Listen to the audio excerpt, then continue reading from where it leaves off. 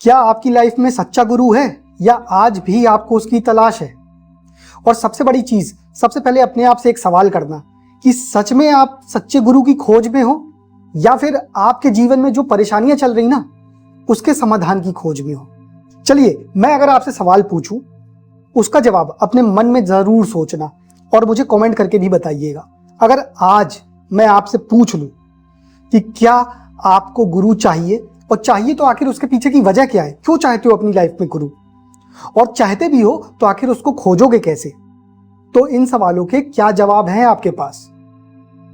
कैसे खोजने वाले हैं? फॉलोअर्स देखकर, लग्जरी कार देखकर, आश्रम देखकर, मिरेकल यानी जादू देखकर, या फिर कुछ और?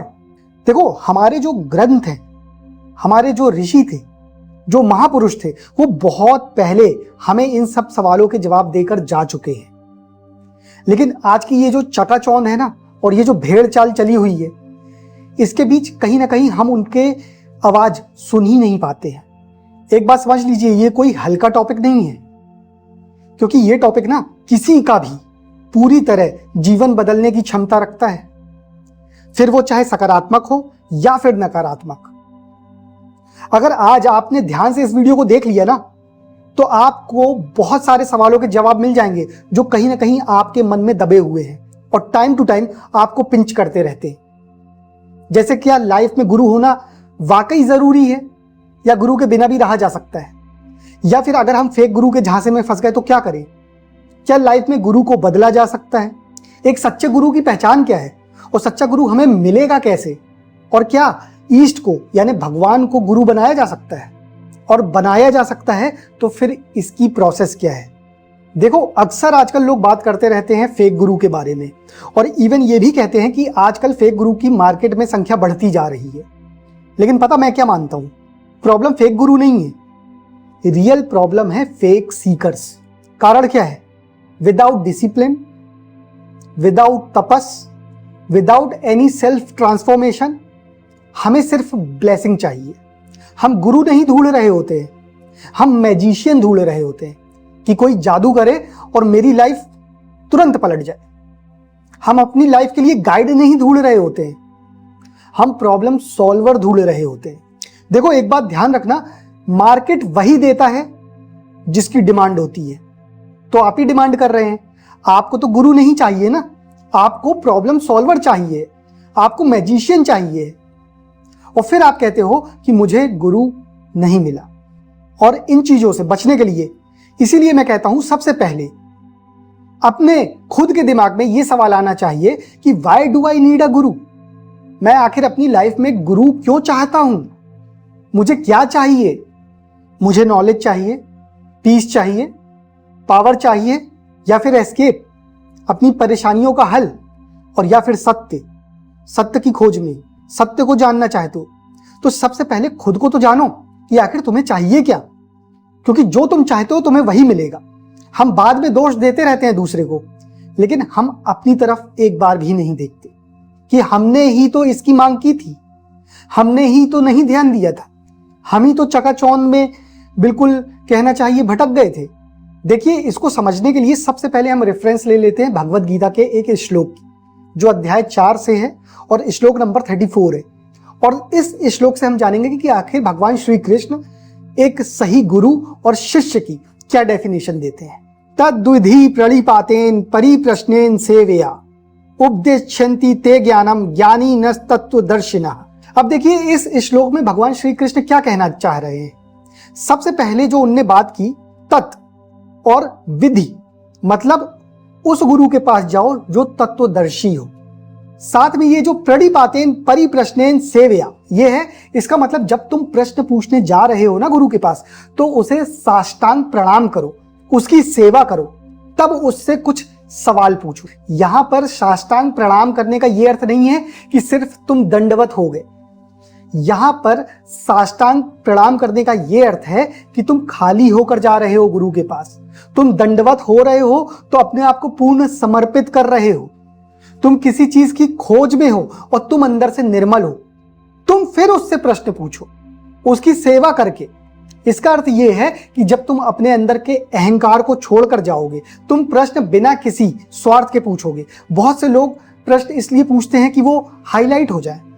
बहुत से लोग प्रश्न पूछने जाते हैं तो इस तरह से जाते हैं कि वो गुरु पर एहसान कर रहे हैं। प्रश्न पूछकर वो अहंकार लेकर जाते हैं। आपने बहुत सारे वीडियो देखे होंगे कि महाराज जी मैं फला फला ऑफिसर, महाराज जी मैं ये बिजनेस चलाता हूं, मैं इस कंपनी का सीईओ हूं और आज मैं आपके पास आया हूं, ये मेरी तरफ से भेंट लीजिए। तो ये जो अहंकार लेकर जा रहे हो, भगवान श्री कृष्ण कहते हैं सबसे पहले खाली होकर जाओ। क्योंकि अगर किसी पात्र में पहले से कुछ भरा हो ना, तो उस पात्र में आप कुछ एक्स्ट्रा नहीं दे सकते, नहीं तो वो बाहर गिर जाएगा, वो उस पात्र में आएगा ही नहीं। तो गुरु के पास जा रहे हो तो खाली होकर जाओ। साष्टांग प्रणाम करने का अर्थ ये है कि निर्मल हो जाओ, दंडवत हो जाओ, अपने आप को समर्पित कर दो। ये सोच लो तुम्हें कुछ नहीं पता है, अब तुम वही सब कुछ जानने जा रहे हो। इसके बाद जो गुरु की डेफिनेशन भगवान श्री कृष्ण ने दी है वो समझो। तत्वदर्शनी और ज्ञानी ना, इसका क्या अर्थ है? मतलब उस गुरु के पास जाओ जिसे शास्त्रों का ज्ञान हो, उस गुरु के पास जाओ जिसे तत्व का ज्ञान हो। अब ये तत्व ज्ञान क्या है? देखिए, एक वो चीज होती है कि मैंने शास्त्र सिर्फ पढ़ लिए और आपको समझा दिए, और एक वो चीज होती है कि गुरु ने ना सिर्फ शास्त्रों का ज्ञान लिया है, बल्कि जो वो आपको ईश्वरत्व के प्रति समझाना चाह रहा है, उसने उस तत्व को समझा है। वो तत्वदर्शी है, उसने उस तत्व को अनुभव किया है। अगर किसी गुरु को उस तत्व के बारे में पता ही नहीं है, उस सत्य के बारे में पता ही नहीं है जो परम सत्य है, अगर उसने उसको जिया ही नहीं है, उसने उसको अपनी लाइफ में अनुभव ही नहीं किया, एक्सपीरियंस ही नहीं लिया है उसका, तो वो आपको क्या बताएगा? किस तरह से आपको मार्ग दिखाएगा? तो इस तरह से भगवान श्री कृष्ण दोनों चीजों की डेफिनेशन देते हैं कि आपके अंदर भी क्या खूबी होनी चाहिए सच्चे गुरु के पास जाने के लिए, और सच्चे गुरु के अंदर भी ये क्वालिटीज दिखनी चाहिए कि वो तत्व ज्ञानी हो, शास्त्रों के ज्ञान के साथ साथ। अच्छा, एक चीज और है, इस श्लोक से हम एक चीज और डिकोड कर सकते हैं कि गुरु के पास जाकर प्रश्न पूछो। मतलब गुरु ऐसा होना चाहिए जो तुम्हें प्रश्न करने से ना रोके, जो तुम्हारे प्रश्नों का जवाब तुम्हें जरूर दे। क्योंकि जिस जगह प्रश्न पूछने को मना किया जाए, जिस जगह प्रश्न पूछने को अलाउ ही ना किया जाए, तो इसका मतलब यह है कि उस जगह सत्य नहीं है, उस जगह सिर्फ अथॉरिटी है। और मैं नहीं मानता कि कोई एक सच्चा गुरु कभी भी आपको प्रश्न करने से रोकेगा। देखिए, अगर आप भगवत गीता में भी देखेंगे तो टोटल 700 श्लोक हैं, जिसमें से एक श्लोक धृतराष्ट्र ने किया है प्रश्न, 41 श्लोक संजय ने बोले हैं, 84 यानी 84 श्लोक अर्जुन ने प्रश्न किए हैं भगवान श्री कृष्ण से, और 574 यानी 574 श्लोक भगवान श्री कृष्ण ने ज्ञान दिया है अर्जुन को। तो आप समझ रहे हो, भगवान श्री कृष्ण ने भी एक भी बार अर्जुन को यह नहीं कहा कि तुम प्रश्न मत पूछो, एक भी बार ये नहीं कहा कि मैंने ये कह दिया ना बस अब मान लो। उन्होंने कहा तुम प्रश्न करो, जब तक तुम फुल्ली सेटिस्फाइड नहीं होते हो, जब तक तुम सत्य को नहीं जानते हो, जब तक तुम ये नहीं जानते हो तुम्हारे लिए क्या सही है या धर्म के प्रति क्या सही है क्या गलत, तुम प्रश्न करते रहो, और जब तुम सेटिस्फाइड हो जाना तब तुम शांत हो जाना। और भगवान श्री कृष्ण ने सारे जवाब दिए जो भी अर्जुन ने पूछे, और उसके बाद भी उन्होंने अर्जुन पर कोई भी चीज थोपी नहीं। एंड में उन्होंने अर्जुन से यही कहा कि अर्जुन अब फैसला तुम्हारे हाथ में है, तुम खुद चिंतन करो तुम्हें क्या करना है, मैंने सारी चीजें तुम्हें समझा दी है। वहां पे ये नहीं बोला गया कि मैंने तुम्हें बताया ना ये यही करना है तो अब तुम यही करोगे, नहीं, अभी भी फैसला तुम्हारे हाथ में है। तो हमारे ग्रंथ, हमारे ऋषि मुनि और शुरू से सनातन ने इतनी फिजिबिलिटी, इतनी आजादी दी है कि तुम खुलकर अपना प्रश्न पूछ सकते हो। और एक बात और करता हूं, आज की ये जो चकाचौंध और भेड़ वाली चाल चल रही है ना दुनिया में, कि जो लोग पूरे समूह के तौर पर एक गुरु से गुरु दीक्षा ले लेते हैं। देखो, बात यहां ये नहीं है कि गुरु दीक्षा लेना सही है या गलत, और जो यहां मैंने प्रश्न की बात की तो ये भी नहीं है कि वो गुरु अलाउ करते हैं प्रश्न करना कि नहीं। यहां पे ये भी बात समझने वाली है कि क्या आप प्रश्न कर पा रहे हो। जब इतनी बड़ी तादाद में आप लोग किसी एक गुरु से दीक्षा ले लेते हो तो क्या होता है, ये तो आपको लाइफ में और भटका सकता है। तो क्योंकि ईश्वर के प्रति आप ध्यान दोगे नहीं, क्योंकि आप तो निष्फिक्र हो जाओगे कि गुरु सब संभाल लेगा, और गुरु से आप टाइम टू टाइम प्रश्न कर नहीं पाओगे क्योंकि गुरु तक आपकी रीच ही नहीं है। आपने तो भीड़ में, भेड़ चाल में गुरु दीक्षा ली है, आपने तो चकाचौंध, चमत्कार और नमस्कार देखकर गुरु दीक्षा ली है, आपने बड़े बड़े सेलिब्रिटी फॉलोअर्स देखकर गुरु से दीक्षा ली है। ये जो आप समूह में ग्रुप में जाकर गुरु दीक्षा ले लेते हो, गुरु को तो पता ही नहीं कि आकाश, विकास, विनीता, सुनीता इस नाम का कोई शिष्य या शिष्या भी है मेरी। कल को आप कहीं किसी प्रश्न में फंसते हो, आपको अपने जीवन के किसी मोड़ पर किसी सवाल का जवाब चाहिए, आप किसी दुविधा में हो, कैसे करोगे गुरु से सवाल? क्योंकि गुरु तो आपको जानते ही नहीं, क्योंकि आपने तो ग्रुप में गुरु दीक्षा ली थी। आप तक रीच ही नहीं है गुरु की, और ना आपकी रीच है उस गुरु तक। आप एक बात ध्यान रखना, आज से सदियों पहले तक जब गुरुकुल भी हुआ करते रहे तो गुरु उतने ही छात्रों को लेते रहे अपने गुरुकुल में जितनों पर वो ध्यान दे पाए। आज भी अगर हम देखेंगे तो एक सिस्टम बनाया गया है कि जब क्लास होती, क्लास 5, क्लास 6, क्लास 10, क्लास 11, जहां पे स्टूडेंट्स पढ़ते हैं तो वहां पे सेक्शन बनाए जाते हैं और वहां पे एक लिमिट तय की जाती है कि एक सेक्शन में 40 से 50 ही स्टूडेंट होंगे। इसका कारण क्या है? क्योंकि अगर हम अधिक से बिजनेस पॉइंट ऑफ व्यू से हम देखेंगे कि हम ढेर सारे स्टूडेंट को एडमिशन दे दें अपने स्कूल में एक ही क्लास में, 150-200 बच्चे भर दें, तो क्या एक टीचर हर बच्चे पर ध्यान अच्छे से दे पाएगा? ये संभव है? ये पॉसिबल है? नहीं है ना। तो आज की डेट में जो लाखों की संख्या में लोग गुरु दीक्षा देते हैं, तो क्या वो अपने हर एक शिष्य पर ध्यान दे पाएंगे? और क्या हर एक शिष्य वो गुरु तक पहुंच के अपना समाधान निकाल पा रहा है? इसलिए मैंने बोला, मैं ये नहीं कह रहा कि आप किसी गुरु से गुरु दीक्षा लो या नहीं लो, ये सही है या फिर ये गलत है। मैं ये कह रहा हूं आपको सत्य समझना होगा। आप जिस पर्पस से गुरु दीक्षा ले रहे हो, क्या आपका वो पर्पस फुलफिल हो रहा है? अगर आप अपने गुरु से मिल ही नहीं पा रहे हो, अगर आपका गुरु आपको जानता ही नहीं है, आप प्रश्न टाइम टू टाइम कर ही नहीं पा रहे हो, तो क्या मतलब कि ऐसी गुरु दीक्षा? तो ये बहुत बड़ा सवाल है कि आपका गुरु का कनेक्शन होना चाहिए, आप लोग कनेक्ट होना चाहिए। गुरु आपको जाने, आप गुरु को जानो। अभी हम लोगों ने भगवत गीता का रेफरेंस लिया, अब हम लोग मुंडक उपनिषद का रेफरेंस लेते हैं। मुंडक उपनिषद में गुरु के बारे में क्या कहा गया है? गुरु को 2 वर्ड्स में डिफाइन किया गया है, एक श्रोत्री और एक ब्रह्मनिष्ठ। श्रोत्री का मतलब यह है कि जिसने शास्त्रों का अध्ययन किया हो, और सिर्फ अध्ययन ना किया हो, उसे समझा भी हो, उसे उसके बारे में हर कंटेक्स्ट पता हो, वो शास्त्रों को एक्सप्लेन भी कर सके, उसके पीछे का मेन अर्थ क्या है, लाइफ से कैसे जुड़ा है, किस तरह ये लाइफ में अनुभवित किया जा सकता है, ये जानता हो गुरु। और ब्रह्मनिष्ठ का ये मतलब है कि उसने जो पढ़ा है, समझा है, उसने उस चीज को जिया भी है, सिर्फ पढ़ा नहीं है। एक चीज आप याद रखना, जब भी कोई नॉलेज विदाउट एक्सपीरियंस दिया जाता है ना, तो वो इंफॉर्मेशन होती है। मैं ये नहीं कहता इंफॉर्मेशन बुरी होती है, इंफॉर्मेशन बहुत इंपॉर्टेंट चीज होती है, कहीं से तो इनिशिएट कर सकते हैं, कुछ अच्छा तो हमें पता चल रहा। लेकिन जब यही नॉलेज एक्सपीरियंस के साथ दिया जाता है तो ये ट्रांसफॉर्मेशन देता है, सिर्फ इंफॉर्मेशन नहीं देता। और गुरु का काम क्या है? गुरु का काम इंफॉर्मेशन देना नहीं है, गुरु का काम है शिष्य को ट्रांसफॉर्मेशन देना। अब अगर हम लोग विवेक चूड़ामणि का एग्जाम्पल ले, तो आदि शंकराचार्य जी क्या कहते हैं गुरु के बारे में, एक गुरु कैसा होना चाहिए? उन्होंने बताया कि सच्चे गुरु की यह पहचान है कि सच्चा गुरु कभी भी आपको डिपेंडेंट नहीं बनाता है, वो आपको इंडिपेंडेंट बनाता है। तो आपको यह ध्यान देना चाहिए कि जब भी कोई गुरु किसी भी तरह की शिक्षा दे रहा है, तो उसका जो केंद्र है, जो सेंटर फोकस है, वो कहां पर है? क्या उसकी खुद की पर्सनैलिटी पर है या फिर सत्य पर है, परम सत्ता पर है, ईश्वर पर है? क्योंकि एक चीज ध्यान रखना, जो सच्चा गुरु होगा ना, वो ये कभी नहीं चाहेगा कि जीवन भर आप उसकी पर्सनैलिटी को पूजें, जीवन भर आप उसको पकड़े रहें। वो बल्कि ये चाहेगा कि एक दिन ऐसा आ जाए कि मेरा शिष्य सत्य को पकड़ ले, जो यूनिवर्सल ट्रुथ है ना, उस तक मेरा शिष्य पहुंच जाए।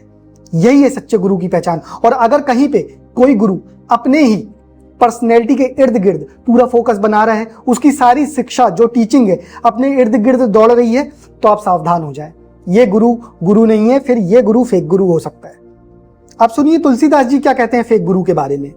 एक दोहा उन्होंने लिखा है, हरई शिष्य धन शोक न हरई, सो गुरु घोर नरक महु परई। इसका मतलब पता क्या है? जो गुरु अपने शिष्य का सिर्फ धन उपयोग में लाता है, लेकिन उसके शोक और दुख को नहीं हरता है, ऐसे गुरु नरक में जाते हैं। अब इसका क्या अर्थ है? अगर मान लीजिए आपको कोई गुरु कह रहे हैं कि भाई इतना डोनेशन दो, ये चाहिए आश्रम के लिए, वो चाहिए, अच्छी बात है, मैं ये नहीं कह रहा कि डोनेशन देना गलत बात है, बिल्कुल आश्रम बिना डोनेशन के नहीं चल सकते, लेकिन आप गुरु बन के नहीं मांगो, आप सेवक बन के मांग सकते हो। अगर आप अपने शिष्य का शोक नहीं हर रहे हो, दुख नहीं हर रहे हो, आप ये बोलो कि मैं एक सेवक हूं, मैं समाज के लिए कुछ कर रहा हूं, मैंने आश्रम खोला है, एनजीओ खोला, कोई बुराई नहीं है, आप उसके लिए डोनेशन मांगिए। लेकिन आप अगर शिष्य बनाकर डोनेशन मांग रहे हैं, मोटी मोटी रकम ले रहे हैं अपने शिष्य से और उसके शोक और दुख को नहीं हर रहे हैं, उसके जीवन को उच्चतम शिखर तक नहीं ले जा रहे हैं, तो फिर ऐसा गुरु नरक में जाता है। अगर वो अपने शिष्य को परम सत्ता की ओर नहीं मोड़ता है, अगर वो अपने शिष्य की जो जर्नी है, जो यात्रा है, उसको ईश्वर के प्रति अग्रसर नहीं करता है, तो फिर ऐसा गुरु घोर नरक में जाएगा। आप बात समझिए, यहां पे बहुत से लोग गलत मतलब निकाल सकते हैं कि भाई आश्रम के लिए मतलब इसका है कि पैसा नहीं देना चाहिए। नहीं, पैसा देना चाहिए, डोनेशन दो। आप समाज सेवा के लिए दे रहे हैं और मांगने वाला भी स्पष्ट बोले कि मैं समाज सेवा के लिए मांग रहा हूं और सही में समाज सेवा में लगाए। लेकिन अगर आप गुरु बन रहे हो, आप शिष्य बनाकर धन ले रहे हो, तो फिर आपकी जिम्मेदारी है, जो तुलसीदास जी ने कहा है, फिर उसमें आप फिट बैठनी चाहिए। इसका मतलब यह है कि ट्रांसपेरेंट रहो, ट्रांसपेरेंसी रखो। चलिए 5 रेड फ्लैग की बात करते हैं। अगर ये कभी भी आपको दिख जाए तो आप सावधान हो जाना, आप समझ जाना सामने वाला सच्चा गुरु नहीं है। ऐसी जगह जहां पर ब्लाइंड ओबीडियंस हो, मतलब अंधविश्वास को मानने पर मजबूर किया जा रहा हो कि यही सत्य है, मैं ही हूं जो हूं, जहां पर मैं पर चीजें आधारित हो, ना कि ईश्वर पर, सावधान हो जाए। जहां पर ग्रीड हो, लालच दिखे, सावधान हो जाए। जहां पर क्वेश्चन पूछने की छूट ना हो, सावधान हो जाए। जहां पर फियर बेस्ड कंट्रोल हो, किसी डर पर रखा जा रहा हो, सावधान हो जाए। जहां पर कोई भी व्यक्ति पर्टिकुलर पर्सनैलिटी को वर्शिप करने को बोलता हो, ना कि ईश्वर को, तो सावधान हो जाए। क्योंकि चाहे फिर हमारे स्क्रिप्चर्स हो, ऋषि मुनि हो, या फिर महापुरुष जो बताकर गए हैं इन सारी चीजों के बारे में, वो इनमें से किसी भी चीज को सपोर्ट नहीं करते। क्योंकि आपको पता है हमारे स्क्रिप्चर्स एक सच्चे गुरु की क्या डेफिनेशन देते हैं, तो सुनिए। अखंड मंडलाकारम व्याप्तम येन चराचरम तत्पदम दर्शितम येन तस्मै श्री गुरुवे नमः। इसका सीधा अर्थ यह है कि जो अखंड ब्रह्मांड के आकार के रूप में स्थित है और जिनमें समस्त चराचर जगत व्याप्त है, जिन्होंने उस परम तत्व ईश्वर का हमें साक्षात्कार कराया है, उन श्री गुरु को मेरा नमस्कार है। आप समझे, मतलब जो वो ईश्वर, जो परम सत्ता है, जो अखंड है, जो खंड खंड नहीं है, मतलब जो भेदभाव नहीं करता कि कौन बड़ा कौन छोटा, कौन अमीर कौन गरीब, कौन अच्छा कौन बुरा, जो इन सारी चीजों का भेदभाव नहीं करता, जो जात पात का भेदभाव नहीं करता, वो परम सत्ता ईश्वर जो कण कण में विद्यमान है, और उस ईश्वर से जिसने हमें मिलाया है, उस ईश्वर तत्व का जिसने हमें बोध कराया है, ऐसे गुरु को शत शत नमन है। इसका यह अर्थ है। अब ऐसा गुरु जो उस अखंड ईश्वर से आपको मिलाएगा, जो खुद खंडित नहीं है, जो खुद खंड खंड नहीं है, जो खुद भेदभाव नहीं करता है, तो जब ये गुरु उस तत्व को समझ लेगा, तो इसका मतलब यह है कि इस गुरु के अंदर भी वही सारी पर्सनैलिटी होंगी, क्योंकि इसने उस तत्व को जिया है। ये गुरु भी खंड खंड नहीं होगा, मतलब ये गुरु भी भेदभाव नहीं करता होगा, ये गुरु भी अमीर और गरीब में अंतर नहीं मानता होगा, ये गुरु के लिए भी सारे शिष्य एक समान होंगे, ये गुरु भी हर शिष्य का दुख हरने का पूरा प्रयास करता होगा, और ये गुरु भी अपने शिष्यों से डायरेक्ट जुड़ा रहता होगा। ध्यान रखना, अच्छा गुरु उतने ही शिष्य लेता है जितनों को वो मार्गदर्शन दे पाए, पहली चीज, और दूसरी चीज जो शिष्य उस लायक भी हो, क्योंकि शिष्य को भी उस लायक होना जरूरी है। अगर गुरु के लिए कुछ पैरामीटर्स हैं तो शिष्य के लिए भी हैं, जो मैंने आपको पहले बताए थे। आपको भी अंदर से रियल यू बनना होगा, तब आपको रियल गुरु मिलेगा। अगर आप भी लालच में हैं, आप भी चमत्कार में हैं, तो फिर आपको ऐसे ही गुरु मिलेंगे, और वो गुरु गुरु नहीं कहलाते, उनको गुरु नहीं बोलना चाहिए। हम लोग कहते हैं फेक गुरु, लेकिन वो गुरु गुरु है ही नहीं। और देखिए, यहां पर आप सच्चे गुरु पर कभी भी उंगली नहीं उठा सकते। क्यों? क्योंकि हमेशा भेड़िया रूप बदल कर ही आता है। तो जो झूठे लोग हैं वो सच्चे गुरु का भेष धारण ही करते हैं, इसलिए ताकि आपके साथ विश्वासघात किया जा सके। तो इसका मतलब ये नहीं है कि विश्वास खराब है, तो इसका मतलब ये नहीं है कि सच्चे गुरु नहीं होते। सच्चे गुरु होते हैं, और सच्चे गुरु इस तरह के होते हैं कि इसीलिए उनको ईश्वर के ऊपर रखा गया, क्योंकि वो आपको ईश्वर से मिलाते हैं। लेकिन सच्चे गुरु तक पहुंचने के लिए आपके अंदर भी सच्चाई होनी चाहिए। आपको भी अपने अंदर कुछ ना कुछ सत्य को तो जगाना होगा, आपको भी अपने अंदर कुछ ना कुछ अवेयरनेस को जगाना होगा, आपको अवेयर होना होगा कि आपके लिए क्या सही क्या गलत है और आप असल में सही मायने में क्या चाहते हैं। क्योंकि अगर आप स्वार्थ चाहते हो तो आपको स्वार्थी व्यक्ति मिलेगा, और अगर आप निस्वार्थ भाव से परम सत्य की खोज चाहते हो तो फिर आपको एक सच्चा गुरु जरूर मिलेगा। देखिए, हमारे शास्त्र कहते हैं कि अगर ये 5 चीजें आपको कहीं दिख जाएं तो आप हरी झंडी यानी ग्रीन फ्लैग समझ लेना। Wisdom, simplicity, compassion, clarity, freedom, यानी जहां पे आपको ज्ञान दिख जाए, विजडम, सिंप्लिसिटी बहुत सरल सहज, कंपैशन करुणा हो, क्लैरिटी क्लियर हो गोल के प्रति, परम सत्ता के प्रति, तत्व के प्रति, फ्रीडम जो आपको आपके विकारों से मुक्त करा सके, फ्री करा सके, मोक्ष दिला सके, उस मार्ग में आगे बढ़ा सके, तो आप समझ लेना आपको सच्चा गुरु मिल गया है। अब एक सवाल ये उठता है जो हमने शुरू में किया था कि अगर हम फेक गुरु के झांसे में फंस गए हो तो क्या करें। आप कुछ मत करिए, आप कुछ अनर्गल बातें भी ना करिए उनके प्रति, शांति से हाथ जोड़कर अपना रास्ता चेंज कर लीजिए। क्योंकि अगर आपने अपना मार्ग चेंज नहीं किया तो आप भी गलत डायरेक्शन में चले जाओगे, भटक जाओगे। डर के मत रहो कि अरे गुरु चाहे जैसा भी हो उसे फॉलो करना ही पड़ता है। नहीं, श्री कृष्ण जी ने भी नहीं कहा था अर्जुन को कि तुमको हर हाल में मेरी सुनना है। और जब महाभारत का युद्ध हुआ तो जो अर्जुन के गुरु अधर्म की ओर खड़े थे तो भगवान श्री कृष्ण ने कहा कि तुम्हें युद्ध करना होगा उनसे भी। क्यों? क्योंकि सबसे ऊपर है धर्म अधर्म, और धर्म क्या है? धर्म खुद ईश्वर है, तो ईश्वर से ऊपर तो कुछ नहीं हो सकता। तो अगर आप कहीं गलत जगह फंस गए हो तुरंत वहां से निकल जाओ। अब एक बात आती है कि चलिए अगर सच्चे गुरु सही गुरु भी हैं तो क्या हम टाइम टू टाइम अलग अलग गुरु से शिक्षा ले सकते हैं? तो देखिए, अलग अलग शिक्षा लेने में कोई बुराई नहीं है। जब हमारी लाइफ आगे बढ़ती है, हम लोगों ने जब एजुकेशन ली तो क्लास 5 में हमारे टीचर कोई थे, क्लास 6 में कोई थे, 11 में कोई थे। आपको फिजिक्स पढ़ना है तो एक दूसरे टीचर से आपको पढ़ना होगा, केमिस्ट्री पढ़ना है तो उसके एक्सपर्ट से पढ़ना होगा। तो अगर आप अपनी लाइफ में आगे बढ़ना चाहते हैं तो उसमें कोई बुरी बात नहीं। अगर आपका उद्देश्य सही है, आप एथिक्स फॉलो करते हो और आप अपने सारे गुरुओं का सम्मान करते हो तो इसमें कोई बुराई नहीं है। मान लीजिए कभी आपको तंत्र मार्ग में कुछ शिक्षा लेनी है तो ऑब्वियस है आपको वहां के एक्सपर्ट से शिक्षा लेनी पड़ेगी। अगर आपको योग मार्ग में कोई शिक्षा लेनी है तो ऑब्वियस है वहां के एक्सपर्ट से शिक्षा लेनी पड़ेगी। तो इसमें कोई बुराई नहीं है, क्योंकि आपको जो भी ज्ञान दे रहा है वो गुरु ही है, वो उतना ही सम्माननीय है जो आपको आगे बढ़ा रहा है। तो इसमें कोई बुरी बात नहीं। अब बात आती है गुरु लाइफ में ना हो तो चलेगा क्या? नहीं, गुरु तो होना चाहिए।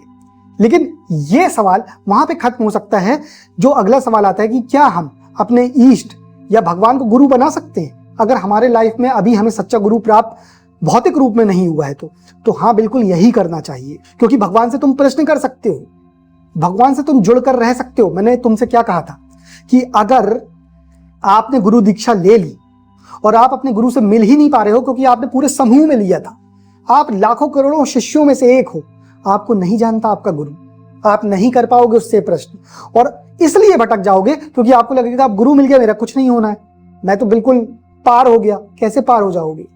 गुरु जी तो पहले पार हो जाएं। और कैसे अपनी समस्याओं का हल निकालोगे और ईश्वर को पूजोगे नहीं? क्यों? क्योंकि तुम्हें लगेगा गुरु संभाल लेगा, तो भटक जाओगे। तो इसलिए सबसे बेहतरीन चीज यही है कि आपके जो भी इष्ट हो, महादेव हो सकते हैं, नारायण हो सकते हैं, माँ आदि शक्ति हो सकती हैं, श्री गणेश हो सकते हैं, श्री कृष्ण हो सकते हैं, श्री राम हो सकते हैं, जो भी हैं आप उनको अपना गुरु बना सकते हैं। उनके सामने आप प्रार्थना कर सकते हैं कि हे प्रभु, आप मुझे उस योग्य बनाएं कि मैं अपने मार्ग में आगे बढ़ता जाऊं, धर्म के मार्ग पर आगे बढ़ता जाऊं। और मुझे अगर कहीं भौतिक रूप में गुरु की जरूरत हो तो हे ईश्वर, या तो मुझे उन तक पहुंचा देना, सच्चे गुरु तक, या फिर उस रूप में आप मुझ तक आ जाना, इतनी कृपा करो। तो भगवान आपको कभी धोखा नहीं देंगे और ना भगवान आपको कभी धोखा खाने देंगे। और आप उनके पास बैठकर प्रश्न तो करो, आपको जवाब मिलेंगे। किसी भी संयोग के थ्रू मिल जाए, जिसे आप कोइंसिडेंस कहते हो, स्वप्न के थ्रू मिल जाए, सपने में मिल जाए, कुछ भी हो सकता है। वो भगवान का काम है, वो ईश्वर का काम है। और एक चीज याद रखना, अगर तुम ये कहते ईश्वर नहीं कर सकते तो फिर तो कोई नहीं कर सकता, क्योंकि सब तो साधारण मनुष्य है। तो इसलिए सबसे पहले ईश्वर की शरण में जाओ। जरूरी नहीं है, ये मत सोचो कि गुरु नहीं मिलेगा तो तरोगे नहीं। कितने लोग तर पा रहे हैं, और पहले पता तो चले सच्चा गुरु कौन है और सच्चा गुरु चाहिए क्यों। तो इसलिए सबसे पहले ईश्वर की शरण में जाओ। अब सबसे आखिरी बात कि ईश्वर को गुरु बनाना हो तो कैसे बनाएं। फिर वही बात भगवत गीता के श्लोक वाली, अपने आप को खाली कर दो, ईश्वर के पास चले जाओ। घर का मंदिर हो या मंदिर में जा रहे हो, जो भी इष्ट है उनके पास चले जाओ। फूल माला लेकर जाओ, पानी वाला नारियल लेकर जाओ, अच्छे वस्त्र लेकर जाओ, वहां पर उनकी पूजा करो, उनकी आराधना करो, उन्हें पुष्पमाला अर्पित करो, उन्हें वस्त्र अर्पित करो। सब कुछ जैसे एक गुरु का किया जाता है, चरण धुलाया जाता है, उन्हें पूजा जाता है, उन्हें धूप अगरबत्ती सारी चीजें दिखाई जाती है, उनकी पूरी पूजा करो ईश्वर की। और फिर हाथ जोड़कर साष्टांग हो जाओ और कह दो, आज मैंने अपने आप को आपको समर्पित कर दिया है। मैं कुछ नहीं जानता, मुझे कुछ नहीं पता, मैं भटका हुआ व्यक्ति हूं। अब आपका काम है मुझे मार्ग दिखाना और मैं आज से आपको गुरु मानता हूं। अब मेरी लाइफ में जो भी डिसीजन हो तो हे गुरुदेव मुझे मार्गदर्शन देना। और अगर कभी आपको लगे कि मुझे भौतिक रूप से गुरु की जरूरत है, क्योंकि आप साक्षात रूप से तो नहीं आ सकते, क्योंकि मैं भी उस योग्य नहीं हूं, तो मुझ तक सच्चे गुरु को आप अपने रूप में पहुंचा देना या मुझे उन तक पहुंचा देना और मुझे कभी भटकने ना देना। तब देखना कभी भी आप भटकोगे नहीं और ईश्वर हमेशा आपके साथ रहेगा। और लाइफ में जब भी आपको कोई गुरु मिलेगा तो सच्चा गुरु ही मिलेगा, और नहीं तो ऑलरेडी आपने सच्चा गुरु बना तो लिया है। नहीं भी मिला तो समझ लेना अभी वो सच्चा गुरु जिसको आपने गुरु बना लिया, जो परम ईश्वर है, जो जगत गुरु है, वो जानता है कि अभी आपको ऐसे ही चलना है। तो इसलिए डरो मत, भटको मत, चीजों को समझो, गुरु तत्व को समझो, ईश्वरत्व को समझो और फिर आगे बढ़ो, तो आप कभी भी अपनी लाइफ में धोखा नहीं खाओगे। ये जीवन कभी भी आपका व्यर्थ नहीं जाएगा। अभी गुरु पूर्णिमा भी है, अच्छा दिन है। अगर इस दिन भी आप ईश्वर को गुरु बनाना चाहते हैं बिल्कुल बनाइए, और अगर गुरु पूर्णिमा निकल भी जाती तो कोई बात नहीं। ईश्वर की शरण में जब हम पहुंचते हैं तो हर दिन गुरु पूर्णिमा है, हर दिन शुभ है, हर मुहूर्त शुभ है। उनके लिए कोई भी मुहूर्त अशुभ नहीं होता, वो अपने आप में कल्याणकारी है, वो अपने आप में परम शुभ है। आप ये चीज करिए, ये फॉलो करिए, आप खुद देखेंगे आपकी लाइफ किस तरह से चेंज होती है। तो आखिरी पे मैं यही कहना चाहूंगा, कंक्लूजन तो यही है कि शास्त्र कहते हैं कि सच्चा गुरु वो नहीं है जो आपको किसी चीज पर निर्भर बना दे। सच्चा गुरु वो है जो आपको आपके अंदर के सत्य से मिलाकर आपको मुक्त कर दे। तो सबसे बड़ी चीज ये है, एक सवाल आपसे पूछता हूं, मुझे कमेंट करके जरूर बताना कि क्या आपको सच्चे गुरु की तलाश है, और उससे बड़ा सवाल ये है कि क्यों है। अपने वाय को समझो, तब सही डायरेक्शन में पहुंचोगे। और इस वीडियो को आप जरूर उन लोग के साथ शेयर करना जिन्हें आप चाहते हो कि वो भटक ना जाए, जिन्हें आप चाहते हो कि हो सकता है उनके मन में भी ये सवाल दौड़ रहे हो जो आपके मन में भी दौड़ रहे हैं। जो सवाल आपको भी पिंच करते हैं शायद उनके मन में भी पिंच करते हो। तो इस वीडियो को उनके साथ जरूर शेयर करिएगा और मुझे कमेंट करके ये जरूर बताइएगा कि आप इस बारे में क्या सोचते हैं। चलिए फिर मिलूंगा आपसे, तब तक के लिए हर हर महादेव।